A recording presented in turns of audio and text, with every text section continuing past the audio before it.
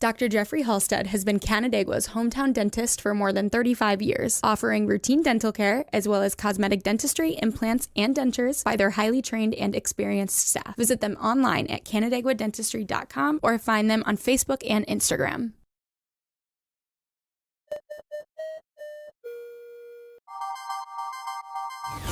Do you want to know what's happening in the Finger Lakes? We do too. We're going in depth with decision makers in the heart of upstate New York to get the answers you need. From the team of FingerLakes1.com, this is Inside the FLX.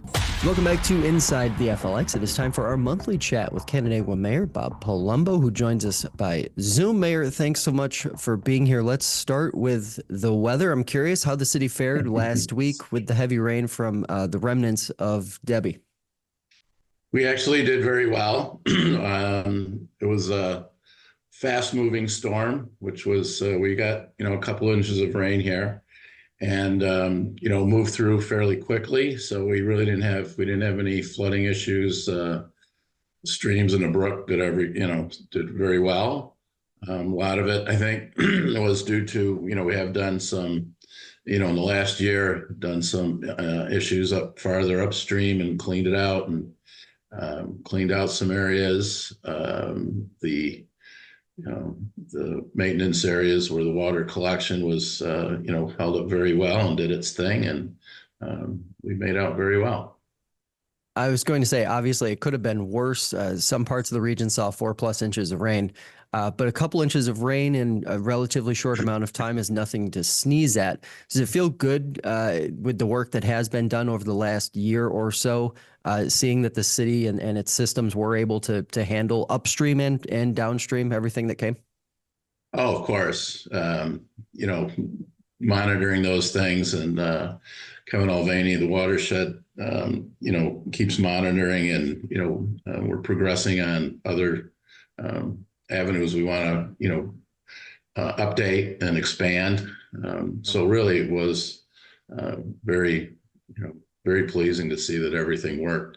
Over that, the problem a year ago was it was 4 inches of rain in less than an hour.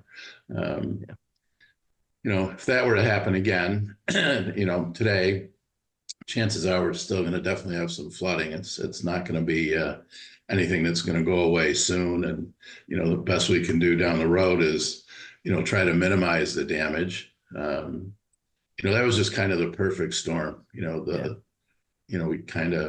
That's why I wasn't too concerned with this one, just knowing that how fast it was moving wasn't going to be a big issue. We did prepare. Actually, 2 weeks before this, there was another storm threat, and a lot of residents were very proactive, and we put sandbags out or offered sandbags before the event, and a lot of people took advantage of that.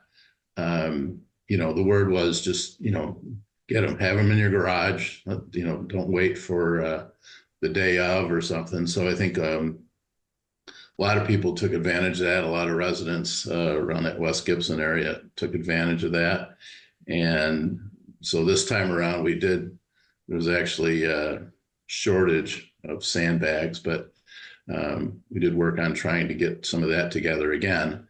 But we didn't have the fierce call out like we had in the past, because I think people are starting to get proactive. Sure, absolutely. Let's talk a little bit about what happened to Kershaw Park a month earlier in July.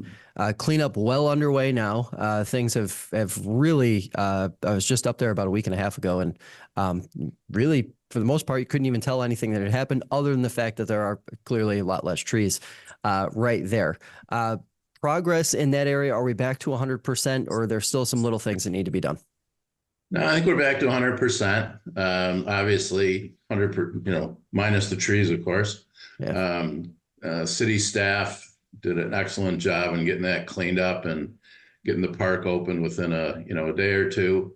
Originally, we thought it was going to be several days to clean all that up. So it did get that cleaned up quickly. We did get a call from people at the state level that did, they called us, which was refreshing.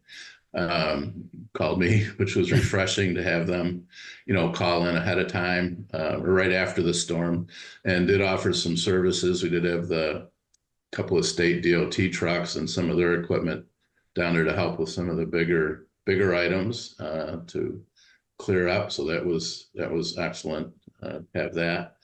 So yeah, I mean, there again, we were very lucky that we didn't have the building damage and things that other communities had. We did have a lot of, on the access road over by the car dealer and the drugstores, there were a lot of, I think there were 14, 16 poles that were snapped, came down. That was a little longer of a cleanup for the utilities to get that back. But, everybody had power pretty much the next day. So everybody did a great job getting things back. And again, thankfully, we didn't have the, structure damage that a lot of other communities had. Sure. I want to stay on the lake there. We are hearing more and more over the last 3 weeks or so about beaches around the Finger Lakes being closed because of HABs. How are things looking in the city from the city's perspective as you look out to Canandaigua Lake? Is this year going about as expected, or are you seeing some things maybe that you weren't expecting coming in? The only thing that was really unexpected was, I guess, the timing. This is usually something that's a little later, in the summer, but this summer was a little different with, the higher temperatures early.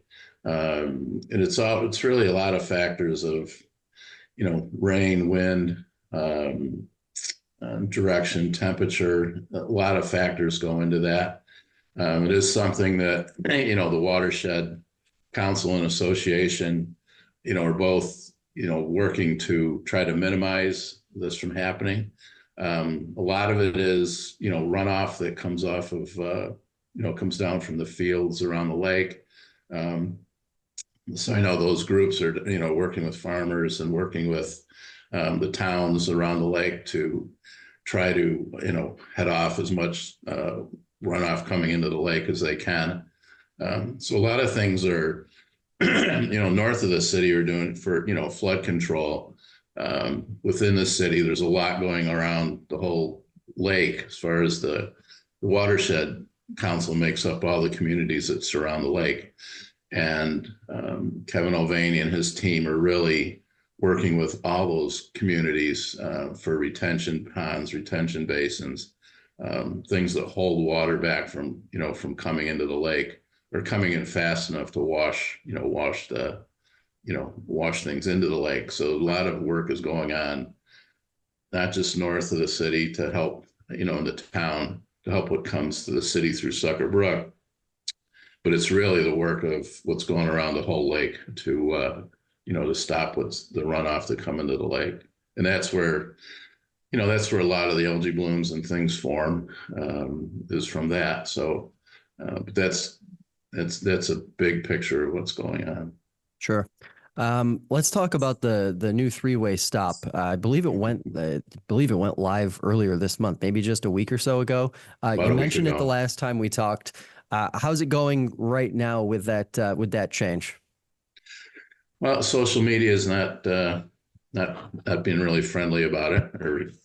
It is a change, and anytime there's a change, I think we got to look at why it was there. It was really a public safety issue. There's a lot of pedestrian traffic down there coming across Lakeshore Drive right there. Very popular ice cream stand, parking, a lot of the parking to, get to the establishments on the, south side of the Lakeshore Drive is there. So there's a lot of back and forth. Obviously the pier is a huge draw for the city and for tourists.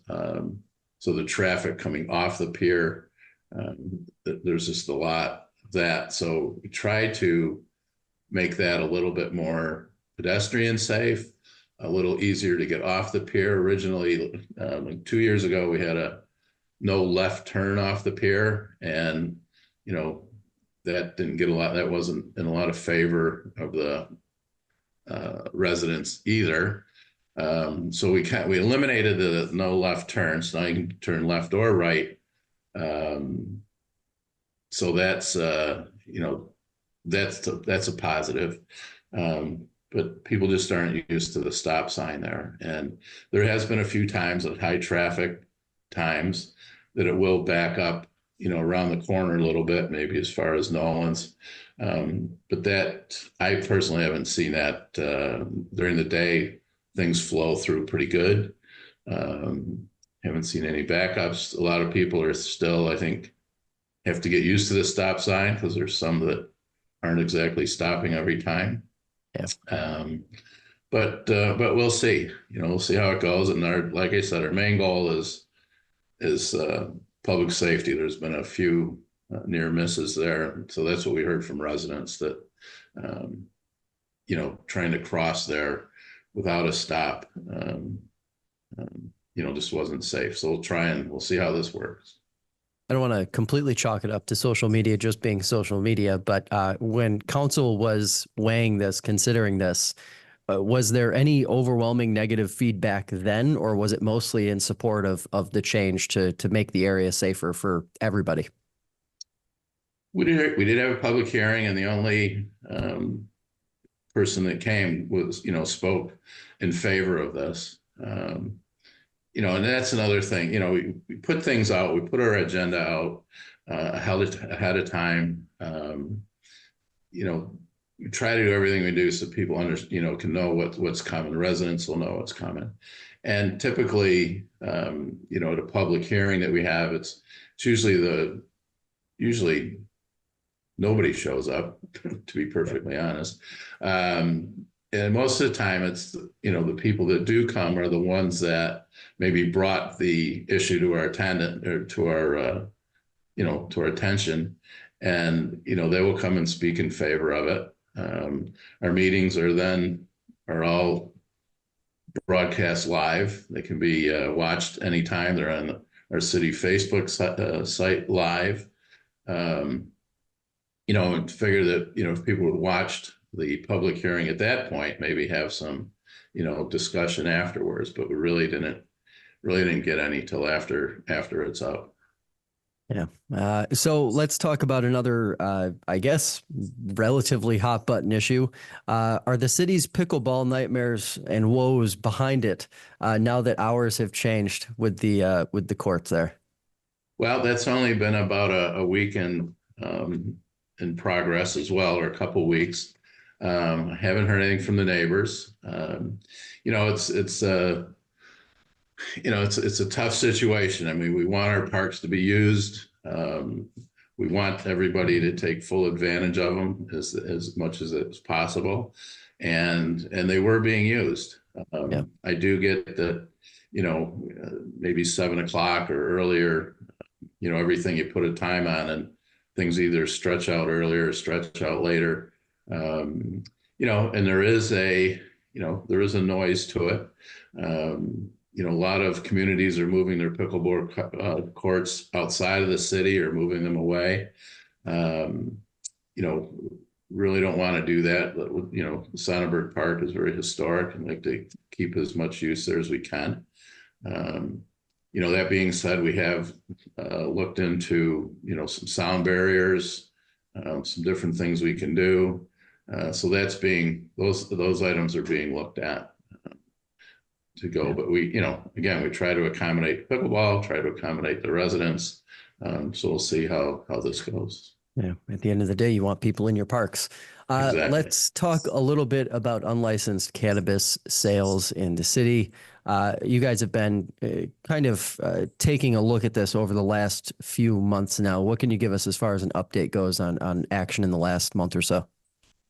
Well, as far as there are still a couple, I guess, places that are, that we, have an eye on for illegal sales. We do have one. We actually have one establishment that does have a license that hasn't. I don't think they've fully come up to speed yet or open. There's another one that's working on a location. I'm sure once they get that ready to go, that will be coming up. They'll be coming live. But actually, so in the city itself, we don't have any legal dispensaries open yet. At our last meeting, we had